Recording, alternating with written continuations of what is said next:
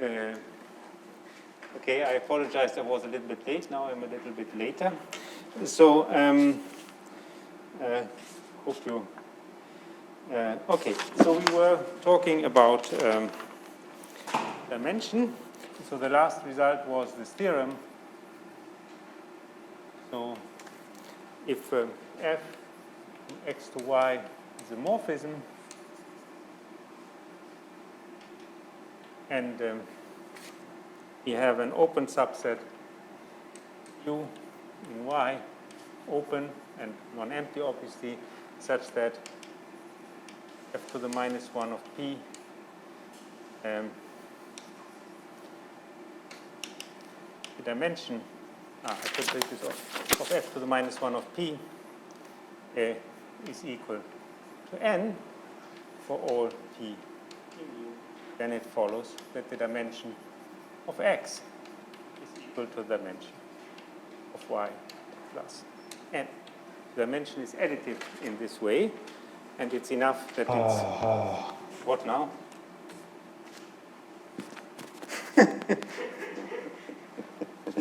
Okay, so now we want to... we gave some applications of that, and now I want to... Is it not loud enough?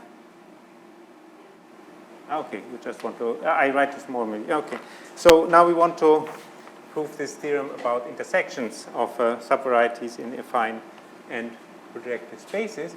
So we have the following theorem. First, so that x, y in the n, those subvarieties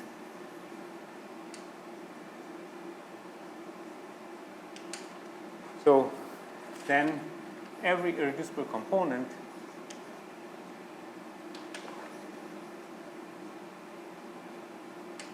of the intersection x intersected y has dimension at least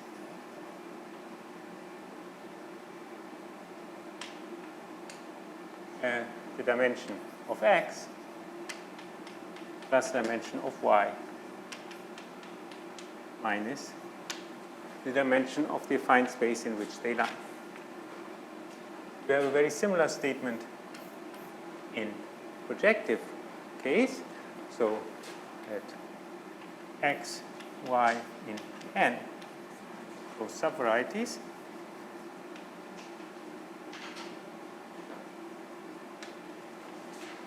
then every irreducible component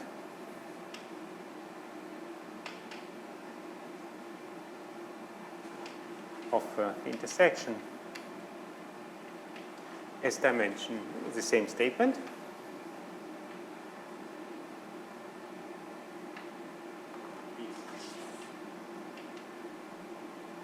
Dimension of x plus dimension of y minus dimension of the ambient space. But there is an additional statement, namely if this number is not negative, then the intersection is non-empty. Furthermore,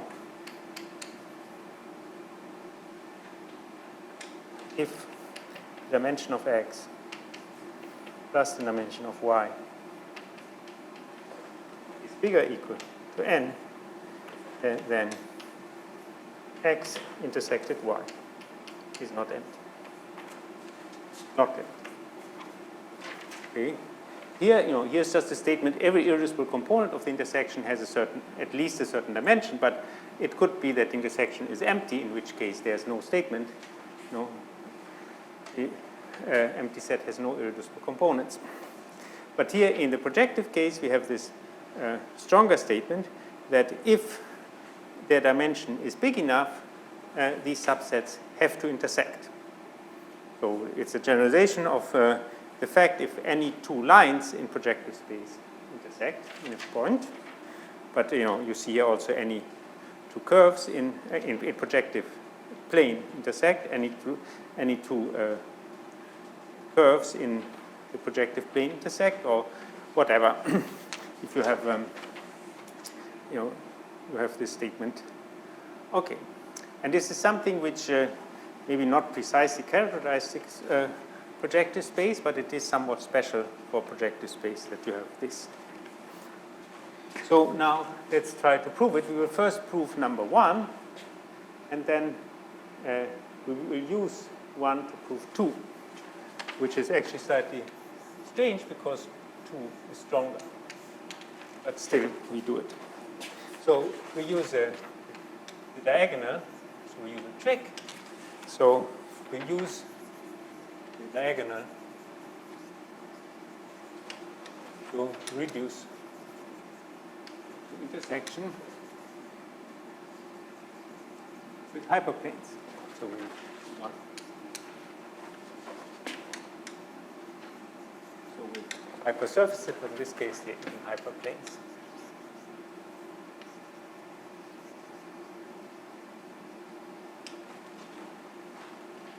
So, because we know that when we intersect with a hypersurface, the dimension has to go down at most by 1.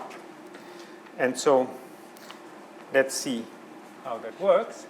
So let delta in an times an be the diagonal. So we also have the diagonal morphism from an to an times an, which sends the point A to A comma A. And we know it's an isomorphism, so delta from an to delta in an times an is an isomorphism.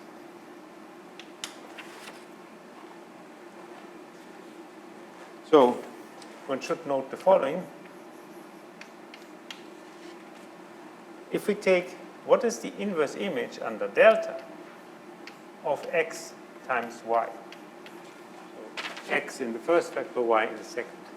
So it means the condition is that I have a pair of points of the form a comma a, so that the first a lies in x. So we take all a such that a comma a lies in x times y. So that means that a lies in x and a lies in y.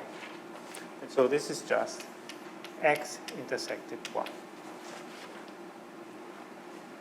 And as delta is itself an isomorphism, we find that x intersected y is isomorphic. So the intersection x times y intersected delta in A to A. So that doesn't seem to be such an improvement. Instead of taking the intersection of x and y, we now take this product intersected with the diagonal. But the point is that the diagonal is an intersection of hyperplanes, in particular of hypersurfaces, so we can use the result on intersection with hypersurfaces. So let say x1 to xn. So here the n I choose a large n, so maybe I should do that. Or the n's were large in the statement, so maybe they should stay. Or maybe I should make them small, all because it's so many. Anyway, so let x1 to xn the coordinates on the first affine space, the first factor.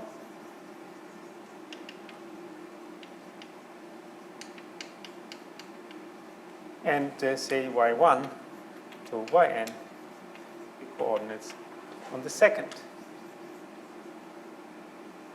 factor an. Then clearly the diagonal is the locus where the ith coordinate of the ith of the first coordinate is equal to the ith of the second coordinates. So this is just the zero set of x1 minus y1 until xn minus yn in A to n. So in particular, we see it's an intersection of hypersurfaces. So by a theorem we had the other time, not the one I wrote there, but the other one, above, we have that every irreducible component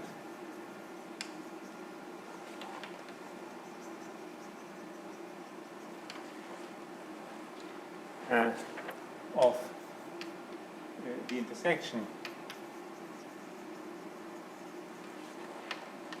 of a sub-variety, say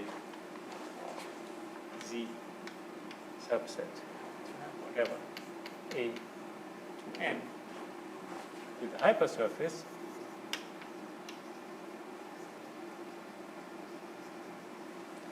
has dimension at least the same as the dimension of Z minus 1.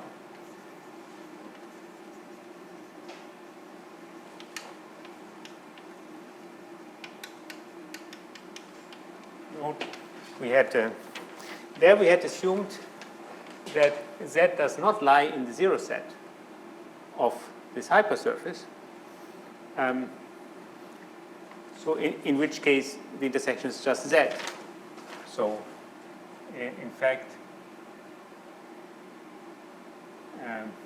dimension, so maybe call this here ZF, dimension of Z intersected the zero set of F is equal to the dimension of Z if Z is contained in the zero set of F and the dimension of Z, so of every irreducible component, and dimension of every irreducible component of Z intersected ZF is equal to dimension of Z minus 1 if Z is not contained in the zero set. So this was what the theorem said. So anyway, now we can make induction over just, here we have, each time we intersect with such a hyperplane, the dimension goes down at most by 1. So either it goes down by 1 or it stays the same. So if we intersect with n hyperplanes, it can go down at most by n. So this was n log n.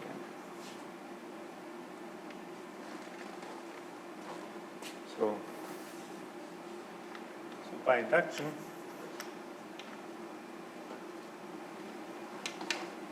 every irreducible component of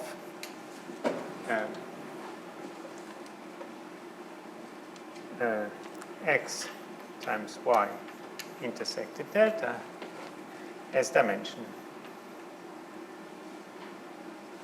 bigger equal to dimension of x times y, so dimension of x plus dimension of y minus n, which is the number of steps. We cut it down. Okay, so this was the first one. So it's actually quite simple. So we just reduce it to intersection with these hyperplanes, and for this we need the diagonal. Now let's look at the second statement. So we want to just reduce to the affine case. This we do as we did with the Nullstellensatz by looking at the cone over the affine cone over a projective variety. So reduce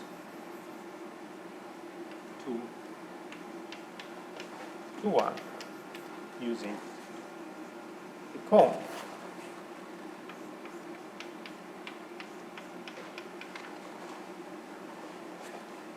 So if one looks, you remember the definition of the affine cone. So by definition,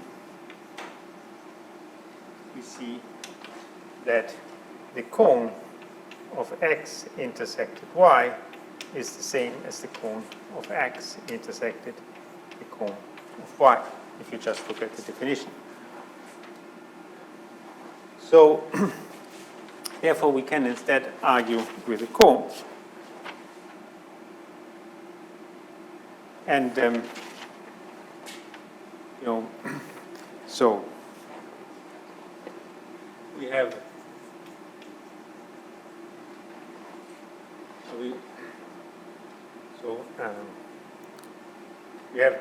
we have just seen at the end of the other lecture that the dimension of the cone over variety x in or whatever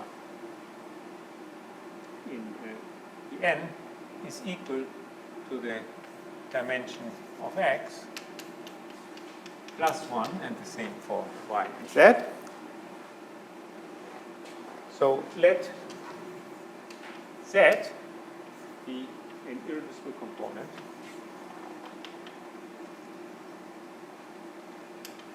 of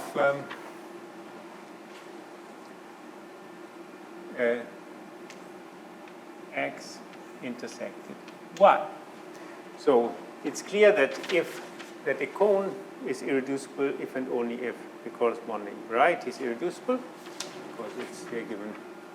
Well, that's if and only if the corresponding ideal is a prime ideal.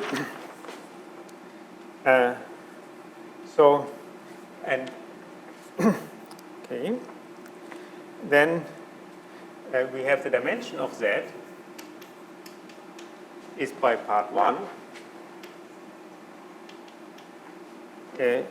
is equal to the dimension of the cone of z minus 1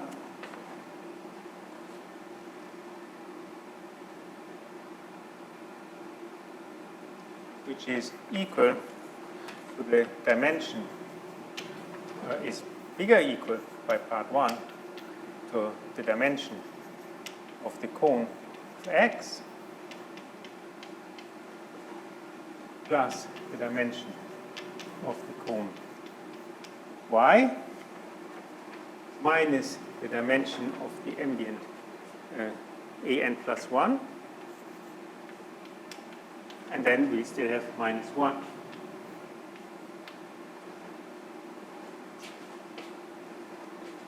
Which is equal to the dimension of x plus the dimension of y minus n. Okay, so we get the same inequality, so this proves this first part here. And now we have to show this non-emptiness. That's looks a little bit strange because it's not true in the affine case, but we still want to claim it here. And the point is that we are not intersecting arbitrary sub-varieties of affine space. They're always cones, so they always contain the origin. So they do always intersect. So a note that Cx intersected Cy is always non-empty because it contains the origin.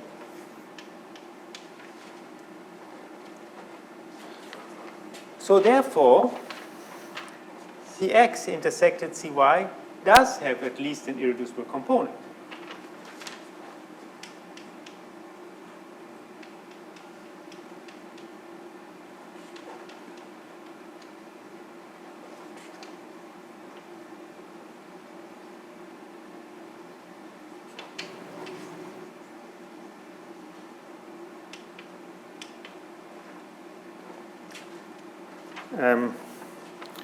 Well, actually,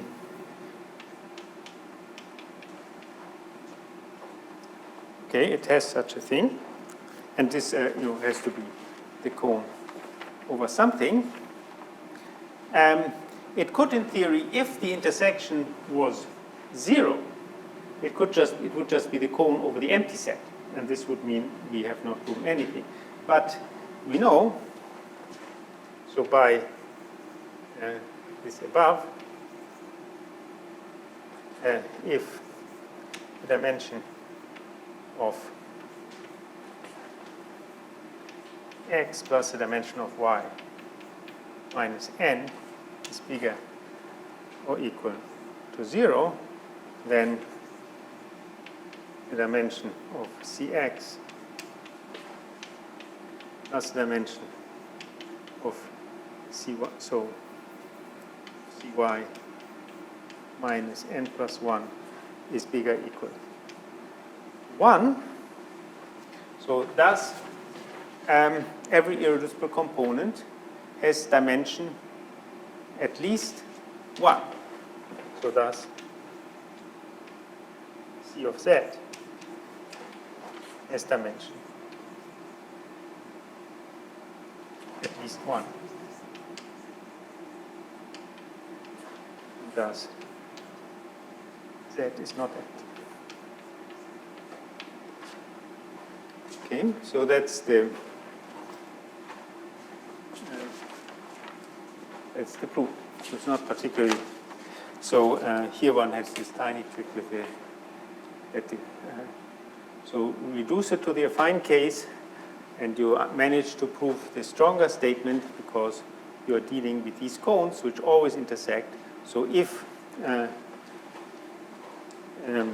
so the dimensions, so the intersection of the cones will always be non-empty, and so the intersection of the corresponding projective varieties will always be non-empty if the dimension is positive of the cones, of the intersection of the cones. Okay. Now let's. So this was this thing. So let's, just as a very small corollary, I think one can show it more directly, but so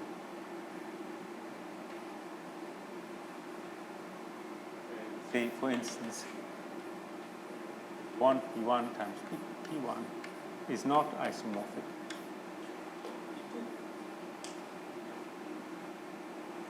And this is just, we know that for P different from Q in P1, we have that, say, P times P1 and Q times P1 are sub-varieties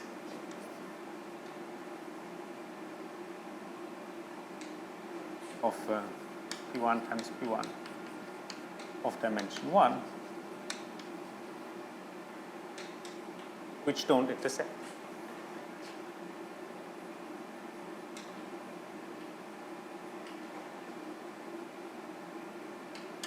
Then we know in P2, any two sub-varieties of dimension 1 have to intersect. So they cannot be isomorphic.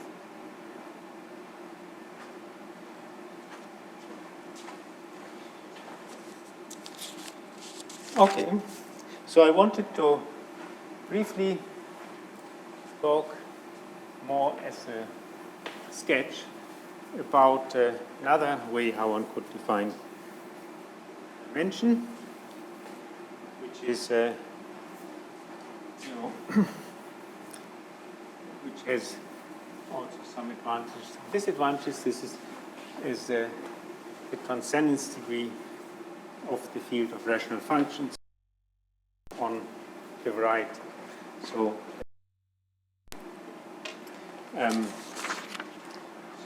it also in some sense gives us some idea. It somehow also in some sense connects with the idea of what dimension is. So the transcendence degree of the function field somehow means how many variables there are in the field of rational functions which are really completely independent of each other, algebraically independent.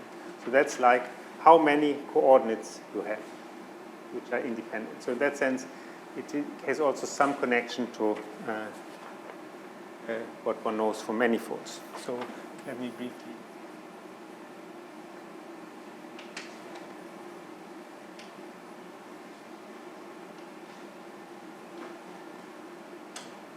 So first I have to explain to you what this transcendence degree is. But anyway, we have seen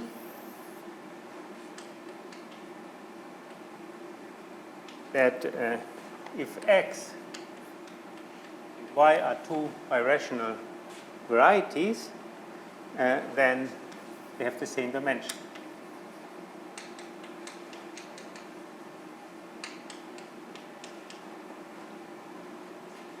And we know that two varieties are birational if and only their function fields are isomorphic.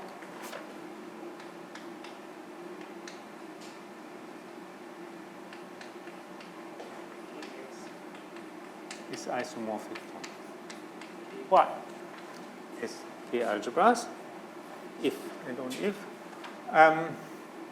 And so it follows from that you somehow must be able to express the dimension in terms of the field of rational functions.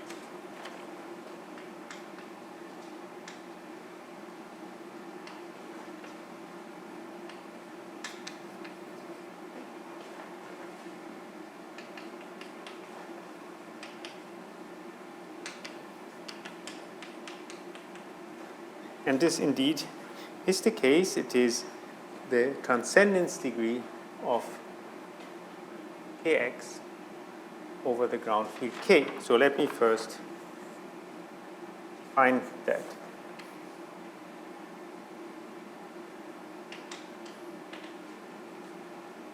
So go back somehow to algebra, but on a more elementary level. So we take L over K field extension. And if we have some elements A1 to AN in L, we, as in the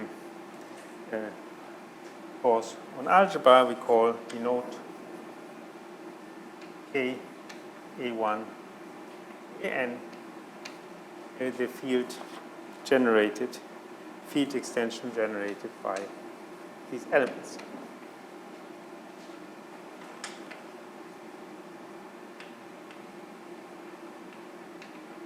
So the smallest subfield of L, which contains K and A1 to AN. So if there are finitely many elements such that this field is generated by them over K, we call L over K the finitely generated field extension.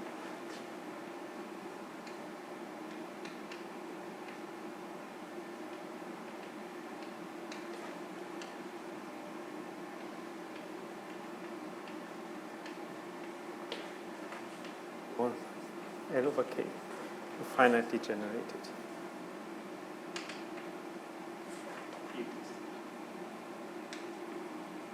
So we only deal those. And now I want to come to this transcendence degree. So I say some elements of the big field L are called algebraically independent if there's no polynomial, say in several variables, unless it's the zero polynomial, so that if you put these things, these elements into it, you get zero. So elements E1, so let's say R in L are called algebraically independent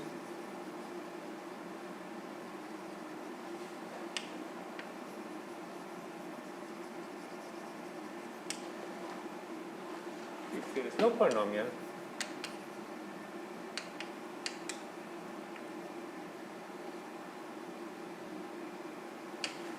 so say F in this case are variables with coefficients in K, and it's not allowed to be the zero polynomial with F of P1. So PR is equal to 0. So we call them algebraically independent if they do not satisfy any algebraic relations.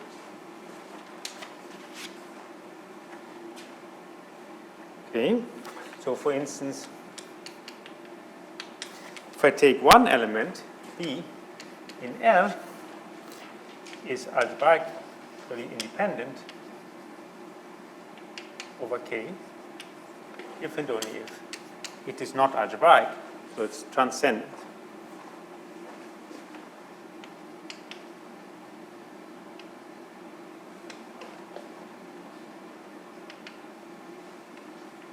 Okay, that's here, so if it's not the zero of any polynomial.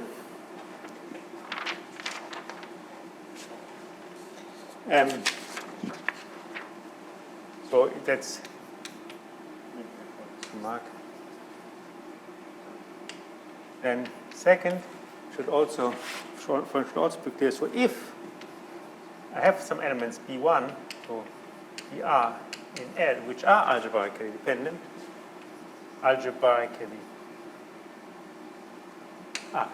so I call them algebraically independent. If they are algebraically independent,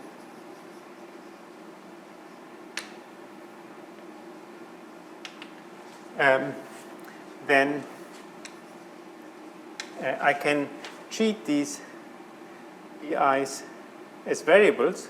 Namely, I can say that K, B1 to BR, is isomorphic to K, what I had denoted Kx1 to XR, so the field of rational functions in R variables.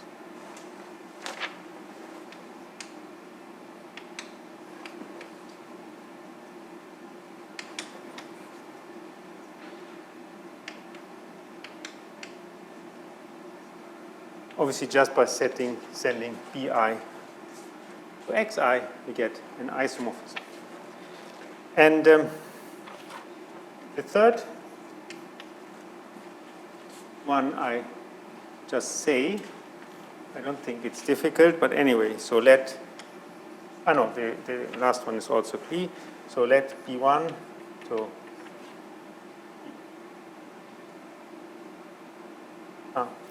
okay, so now maybe.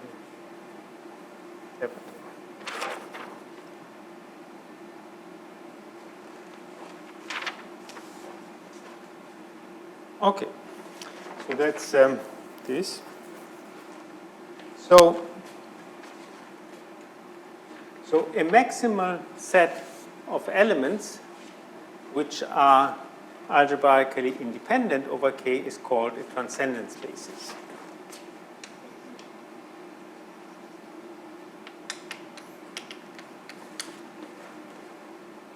Maximal set of algebraically independent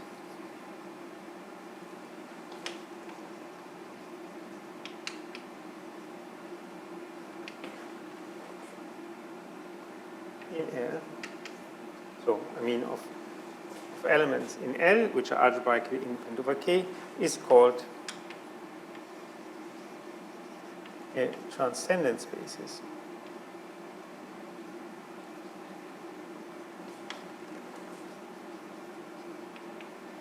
Of L over K.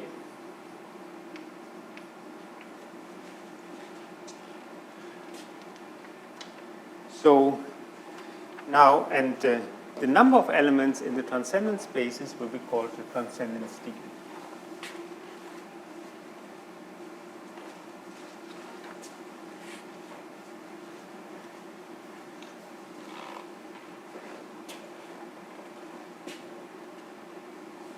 Okay, but in the moment. So now this thing is called transcendence basis, and it somehow obviously reminds you of a basis of a vector space. And there's actually quite some analogy between how if you try, if you get kind of, if you have a statement where you replace transcendence basis by basis, algebraically independent by linearly independent, then one can figure out, what theorem will correspond to what theorem, and if one does it reasonably, one will get sensible statements which are true. So in particular, we have the following theorem, which I will not prove, but the proofs are also in some way similar to the case to the linear algebra, if one knows what one is doing. So theorem, so we take a finitely generated field extension,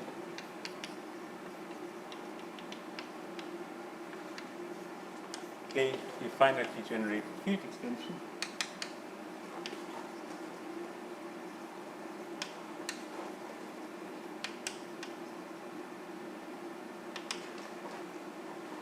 So the first statement is there exists a transcendence basis for L over K.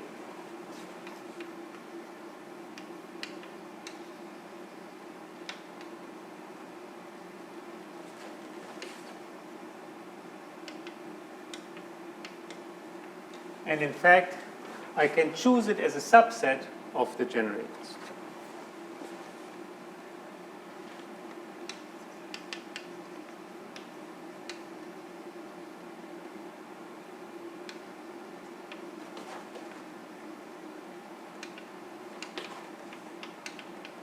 No, that's if you say the corresponding thing for basis of vector space is a standard theorem.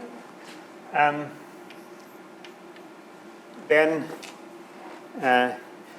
every transcendence basis has the same number of elements, which we will call the transcendence degree.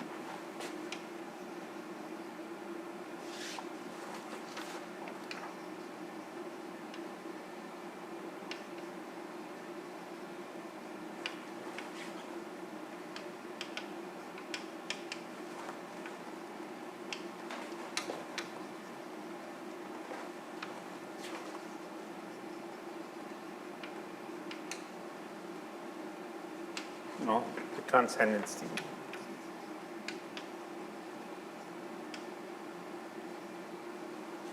So called the transcendence degree of L over K.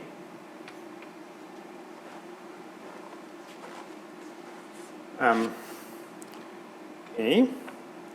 And second, I think that's maybe here. So let B1 so we are the transcendence basis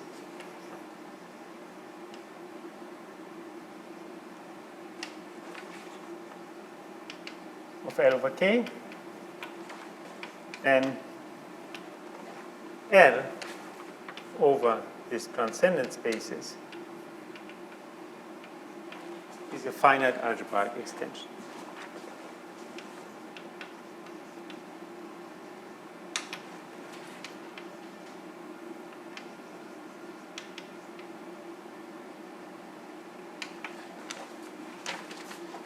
So, I mean, it's certainly an algebraic extension because if I add one of the elements and another element of L to it, it will satisfy an algebraic equation with coefficients in kb1 to bn, which is precisely a statement that by adding this extra element to it, it's no longer algebraically independent. And I can just so each of the AI will be if I add it to this, will give me a finite algebraic extension. It's finitely many steps, so altogether I get a finite algebraic extension. Okay, so that's the situation. And these things are, and this is quite simple to prove, so that's an exercise. So now let's apply this to our variety. So let X in algebraic variety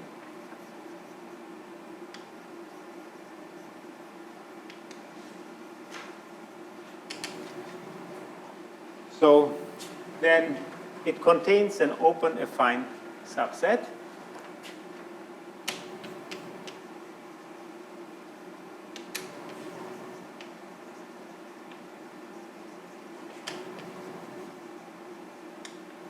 X0, which is isomorphic to some E0 in a closed subvariety. That's what it means to be affine, that it's isomorphic to a closed subvariety of some AN. So, so if put yi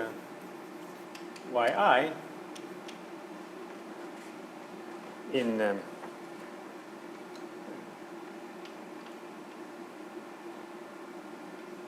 kx, so first in kx0, but whatever, in kx with a class of the ith coordinate.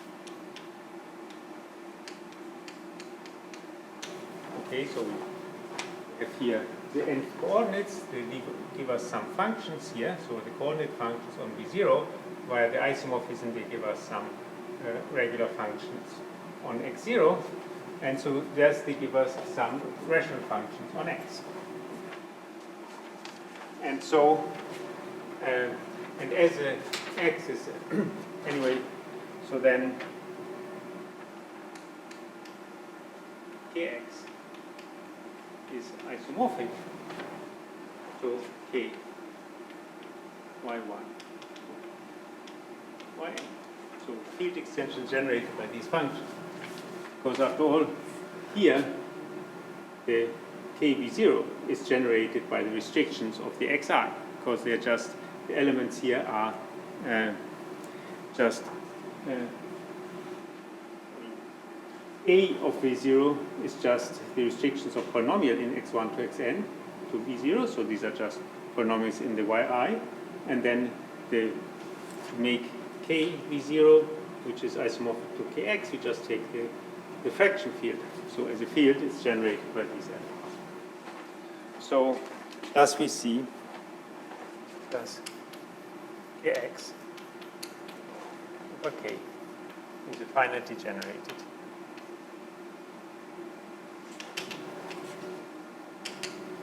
field extension. So this is and so we can write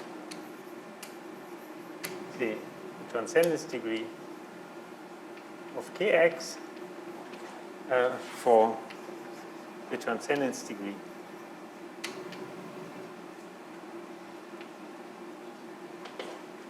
of kx over k. So for instance, if I take the transcendence degree of an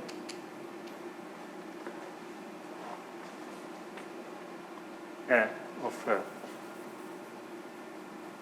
k of an, so k of an is just the field of rational function in x1 to xn.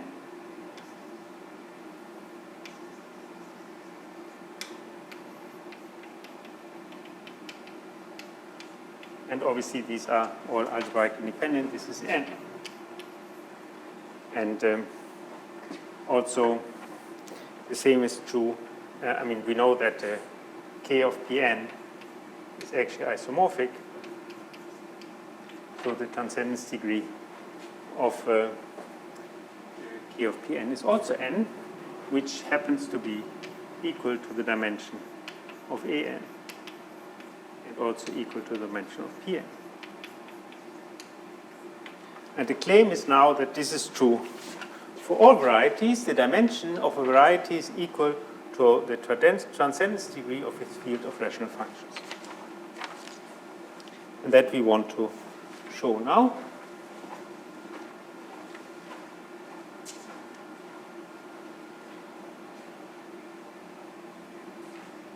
So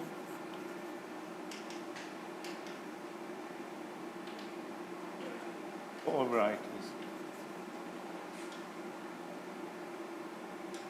x, the dimension of x is equal to the transcendence degree of kx, always over the ground. Okay, first I remind you of the theorem of the primitive element, which we used in algebra. So recall, so if L over K finite field extension, well actually separable,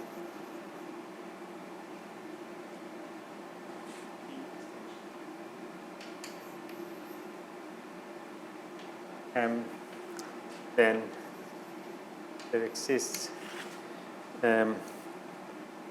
element B in L such that L is equal to the field extension generated by just this one element. B is a primitive element. And so, in particular, if we are in characteristic 0, all field extensions are separable. So we will just, for simplicity, assume we are in this situation. I don't think it's necessary.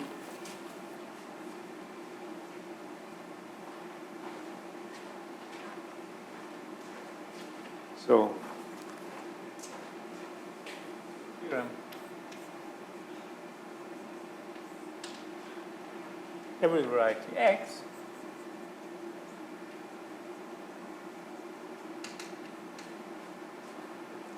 is birational for a hypersurface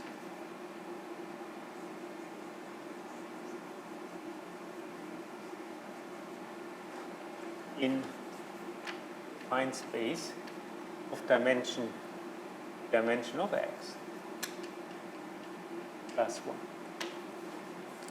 So it is not, it's extremely far from true that every variety can be embedded as a subvariety. I mean, even every affine variety can be embedded as a subvariety in a space dimension 1 higher, but it is always birational to such a hypersurface. You can always map it into this defined space in such a way that on an open subset of X, it's isomorphic. Okay, and then maybe I should directly say, so I get as a corollary, I get another theorem.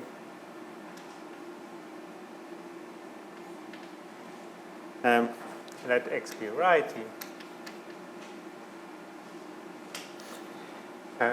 Then dimension of X is equal to the transcendence degree.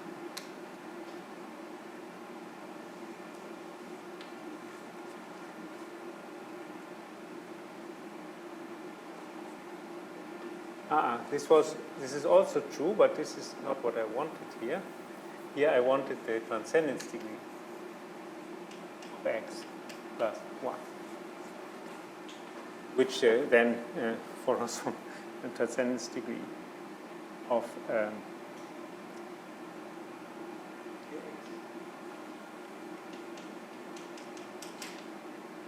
1.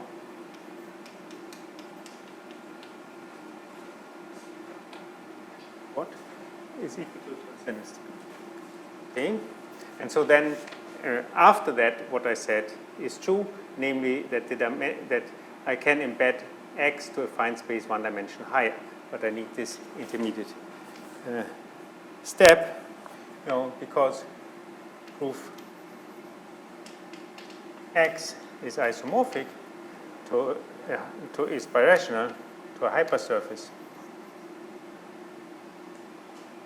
in A to the transcendence degree of X plus 1,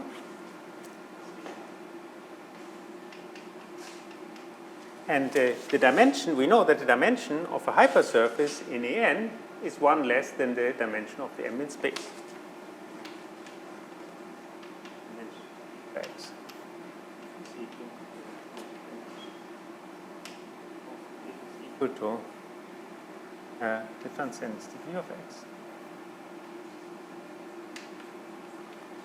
Because the dimension of X is equal to the dimension of the hypersurface, and the hypersurface in a fine space has dimension 1 less than the affine space. So this is this theorem is just a corollary of this. Now we want to prove this.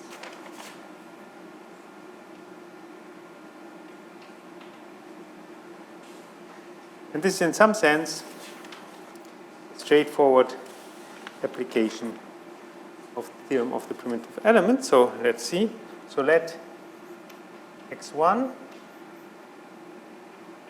so X, say R, be a transcendence basis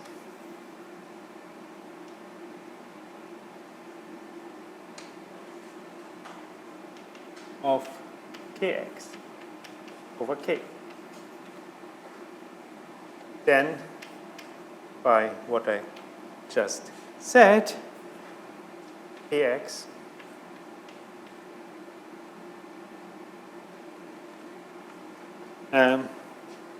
over k x1 to xn, the finite field extension.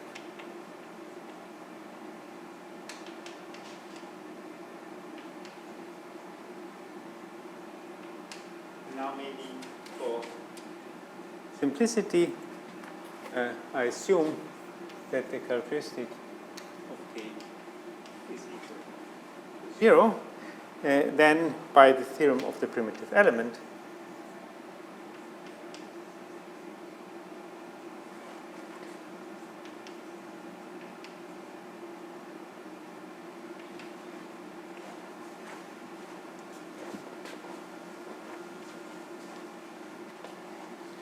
there exists one primitive element for this extension.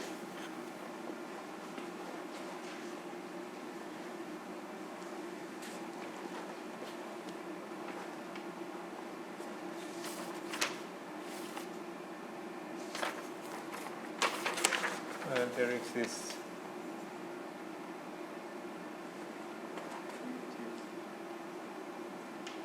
element that exists, we'll call it an element y in kx, such that kx is obtained by taking this transcendence basis and adding to it this one more element. And obviously, y is algebraic over k x1 to xr. So that it's algebraic means it's a zero of some polynomial. So thus, there exists a polynomial which we can assume to be irreducible by replacing by a suitable irreducible component. Polynomial is an irreducible polynomial f. So with coefficients in this field of rational functions. With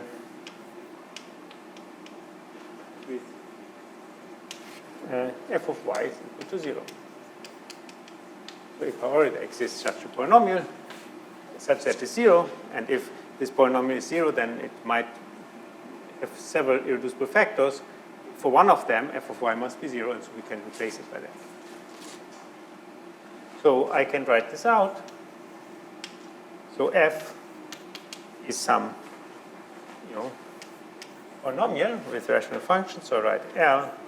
So I take GL of x1 to xn as R by, say, HL of x1 to xr, where G and H L times, say, x to the L,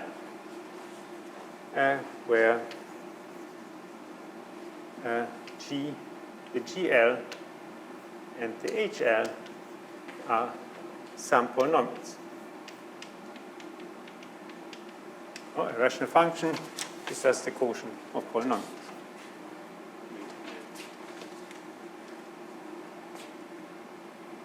So now we can just clear the denominators. So for instance, we multiply with the product of all of these, and we divide by the greatest common divisors of all the coefficients. So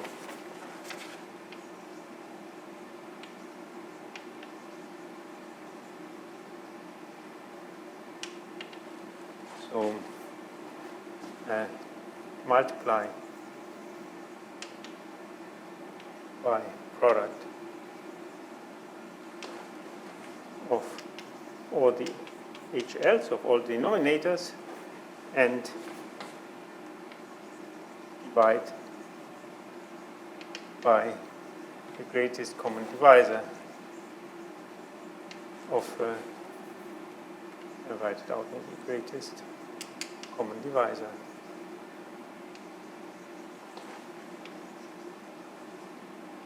Of the new coefficients.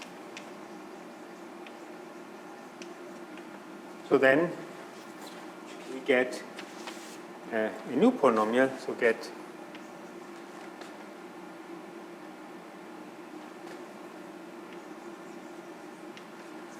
f equal, no, get f be a polynomial in k x1 n x, the primitive polynomial. So maybe I write it like this. Okay. So I get such a polynomial. I get an irreducible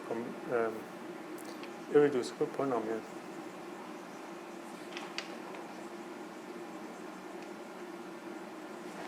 With f of x1. So with f of y is still equal to 0. So I get such a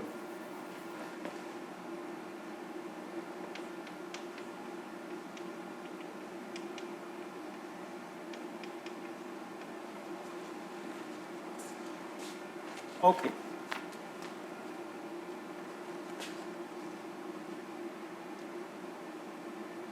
So what does that mean?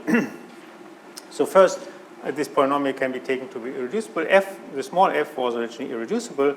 Now I have multiplied by the denominators, divided by the greatest common divisor of the new coefficients. So it's a primitive polynomial. One can use the Gauss lemma, so that we didn't prove by that generality, but it applies here, that in this way we get an irreducible polynomial here.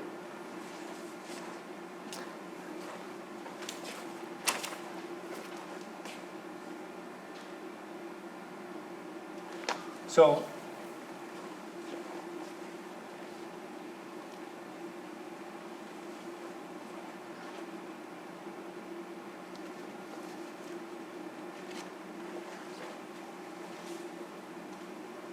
what is the situation that we have? We have kx is equal to k x1 to xn y, which is the same as k of x1 to xn comma x divided by generated by f.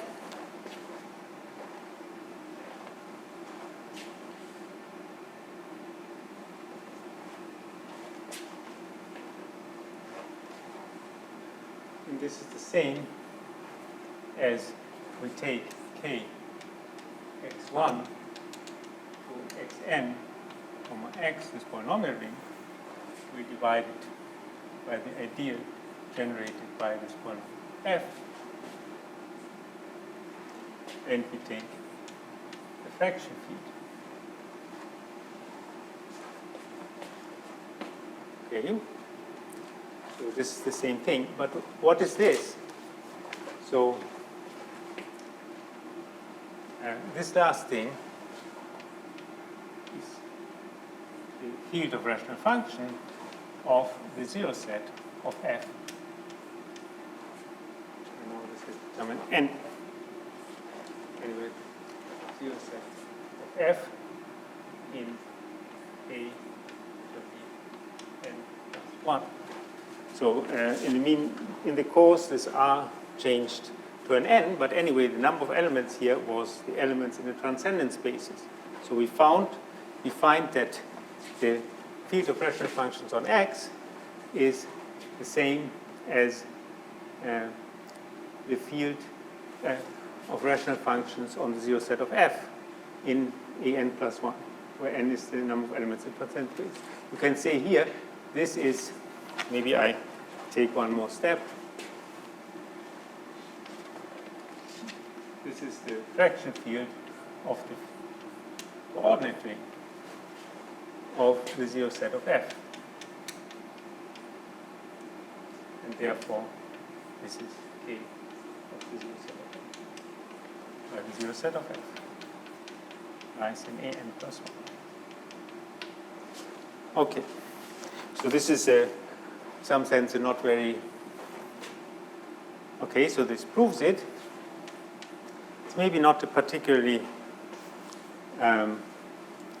geometric proof. There's also other ones where one can see it directly without doing algebra, but actually doing geometry. But anyway, this works.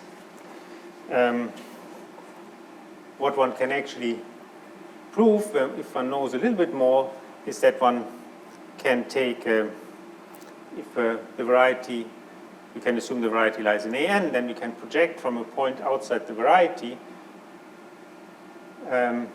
Is it actually true? Yeah, we can.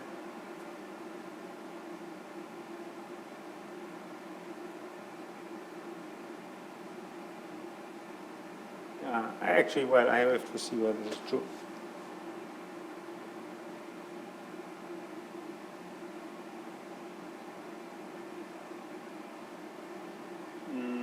No, I'm not entirely sure. Maybe we leave it like this. This is at least correct.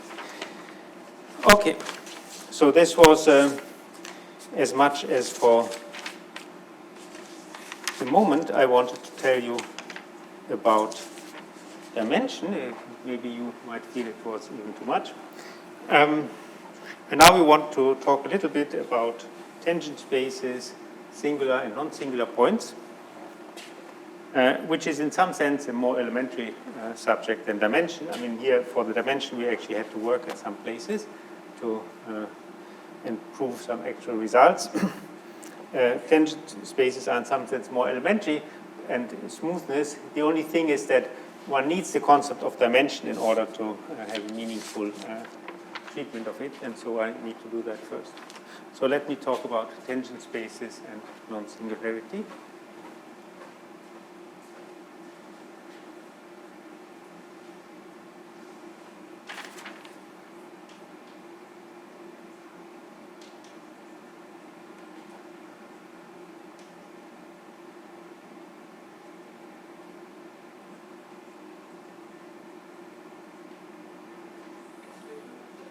What? Can you please repeat how we construct this capital F? Capital. Okay. So we have here the small f. No, it's just there exists an irreducible polynomial such that f of y is equal to 0, with coefficients in this field of rational functions. Now, rational functions in variables is just quotients of polynomials. So we take this polynomial, we multiply it with the product of all the denominators. Okay. Now it is, after that f becomes a polynomial in x1 to xn. Now, however, it might be still divisible by something. So we divide, so the new coefficients might have some common factors, and we divide by these common factors. Then we get the primitive polynomial in x with coefficients polynomials in x1 to xr, and that's what we look at.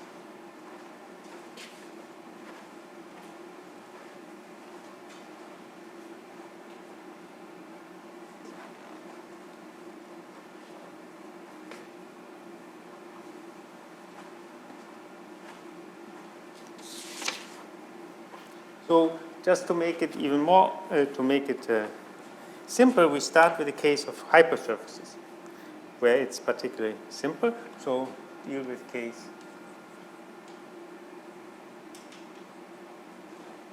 hypersurfaces.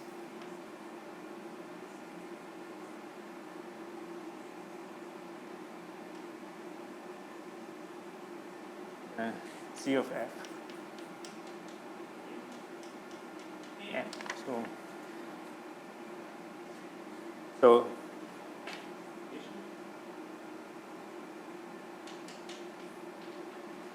here we don't even.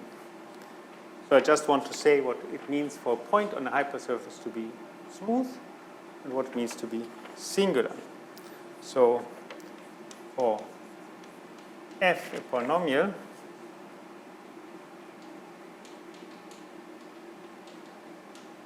we have the partial derivatives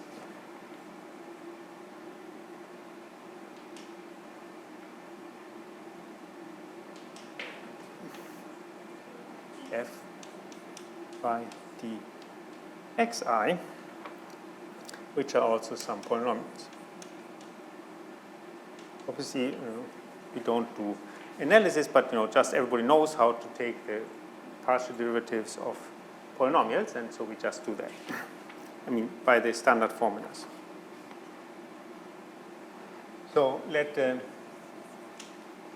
x be hypersurface in the n, and I assume also that the ideal of this is the ideal generated by f. So this means that f might be reducible, but it doesn't contain a power. So none of the factors, every factor is there with power 1. So a point x is called a non-singular point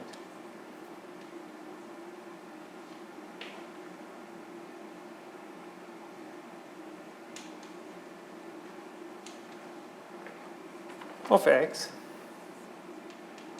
if actually I want it the other way around, so we call it singular point of x if all partial derivatives are 0. I take the partial derivative and evaluate it at p is equal to 0 for I from 1 to r to n. So if our partial derivatives vanish at p, it's called a singular point. Otherwise, it's called a non-singular point. Otherwise, non-singular or sometimes regular, sometimes smooth. So I use these words interchangeably.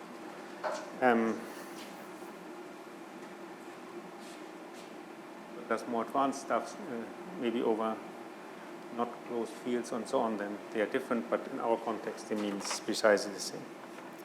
So we call x reg a set of regular points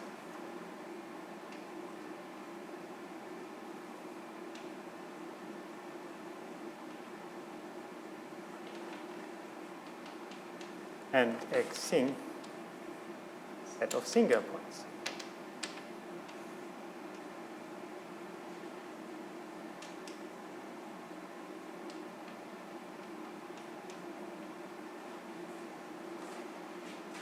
So one could ask oneself whether this makes any kind of sense, but we can at least, well, maybe I can also say, if there are no singular points, we call x non-singular or smooth. So if x is equal to x reg, x is called smooth.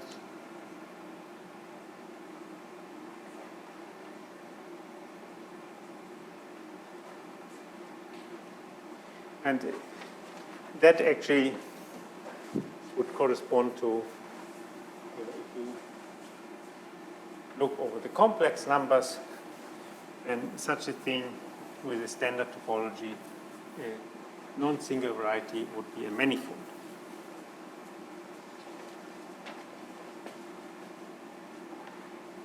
Just see.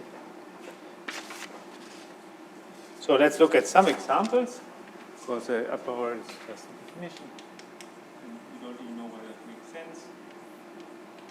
So first, just, if you wish, warning, I really need this, because otherwise definition wouldn't make sense. So we need the idea of zero set of f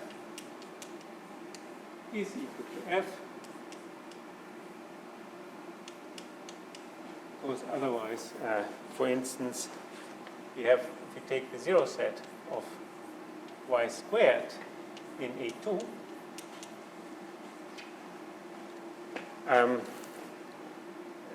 this is equal to obviously the zero set of y.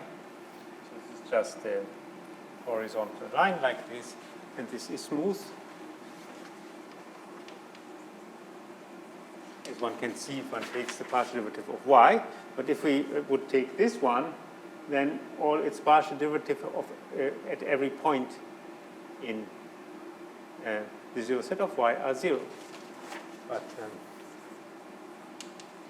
for all p in the zero set of y, so if the y coordinate is 0, we have dy squared by dx is equal to 0, and dy squared by dy, so at p is equal to 0. Because dy squared by dy is 2y, but we look at this for a point in the zero set of y, so it's 0. Okay. So then at least a couple of examples will show that this conforms with what we think smoothness is supposed to mean. If I take the zero set of y minus x squared, so the real picture would be something like that, and it looks nice and smooth, and you can, in A2, and you can immediately check this is non-singular.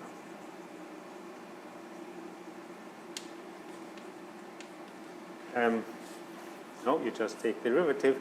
The derivative by y is actually equal to 1. And so the partial derivative by y of this thing will vanish nowhere. And if now let's instead look at z of y squared minus x, x squared times x plus 1. What do I wanted? Yeah. So this one could call the Nodal Cubic. So if I take just at the real locus, it will look something like that. Here we have the origin. If you try to plot it. And so if this is any sensible notion of what a singular point is, this should be a singular point. And indeed, if you compute the derivatives, you can see that the point 0, 0 is the only singular point.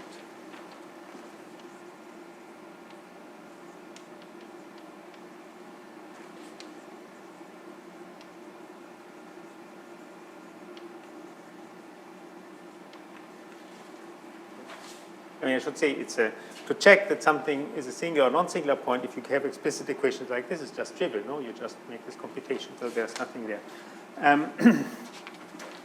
And we can do the same for the cusp, and it's also true there. I mean, we have a simple picture. So if we take the zero set of y squared minus x to the 3, so as I said, pictures something like that, or whatever. Then you can check 0, 0 is the only singular point.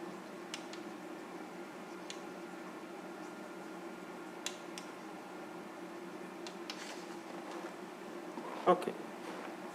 And now we want to prove in general that on a hypersurface, I mean, almost all the points are non-singular. So, for instance, on a curve, you can only have finitely many singular points. If you have a hypersurface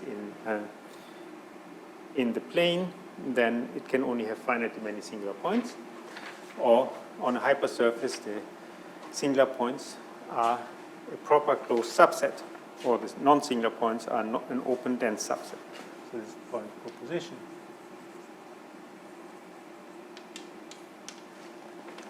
So let x in an the hypersurface,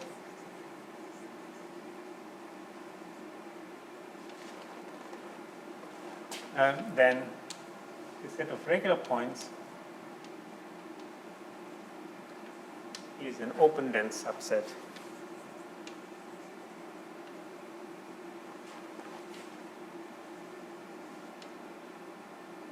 so, but here hypersurface, I mean an irreducible hypersurface. Maybe I write it here.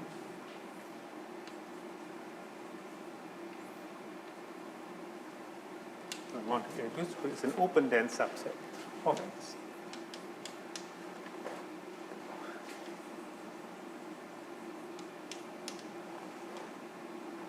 Well, we just write down.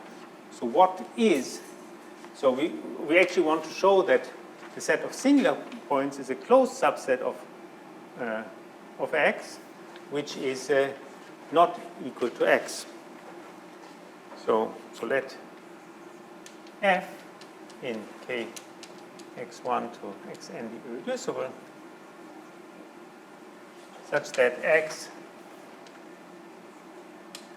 is the zero set of f. Okay? So how can we define the singular, how can we see the singular locus? By definition, the singular locus of X, I claim, is a closed subset of X and also of An, namely, it's just, so what's the condition? It should be a point of X, so it must be in the zero set of F. And then all the partial derivatives of f must vanish. So df by dx1 until df by xn. So that's a description of the singular locus. So it's a closed subset of X.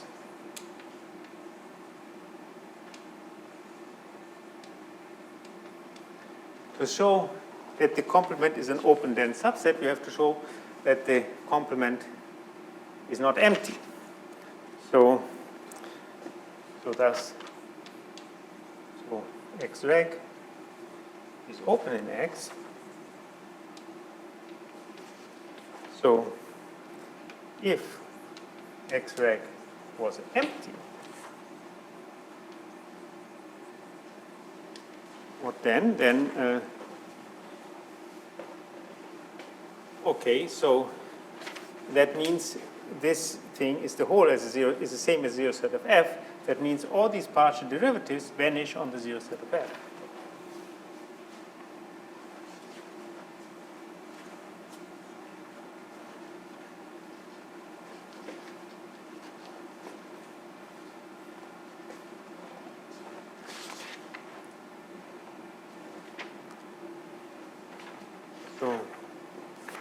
So if X reg is equal to empty set, then df by dxi, if I restrict it to the zero set of f, this is equal to 0 for all I from 1 to n. But what does that mean? So we know that the functions so the ideal of f, the ideal of the zero set of f is the ideal generated by f.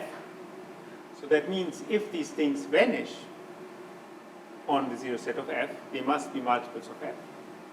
So as the ideal of the zero set of f is equal to f, we have df by dxi is an element of f for all I.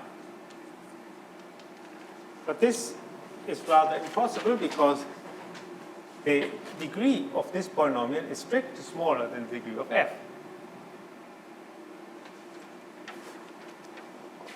But df by dxi is smaller, so the degree than the degree of f. So the only way how this can be true is if these are 0. So thus the f by dxi is equal to 0 for all I.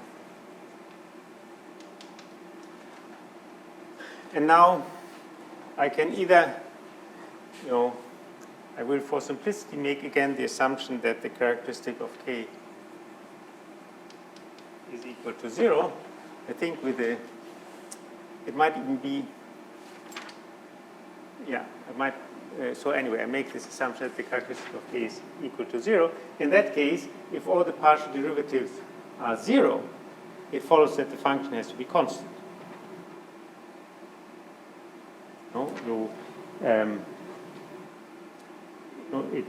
Then it means it does not depend on these variables.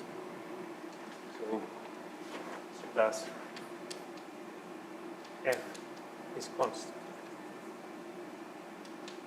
And this is actually a contradiction because I had assumed that f was an irreducible polynomial of which it was a 0 set. So this cannot happen. Okay, so I have here made the assumption that the characteristic is 0 to make this argument, but okay, so that's the wondering.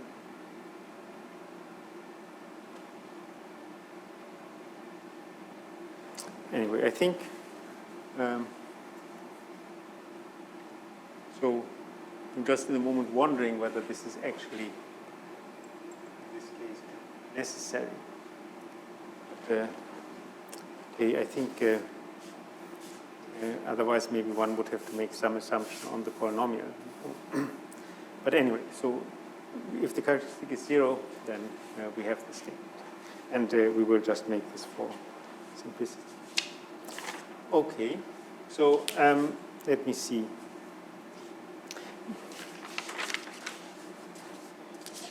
I think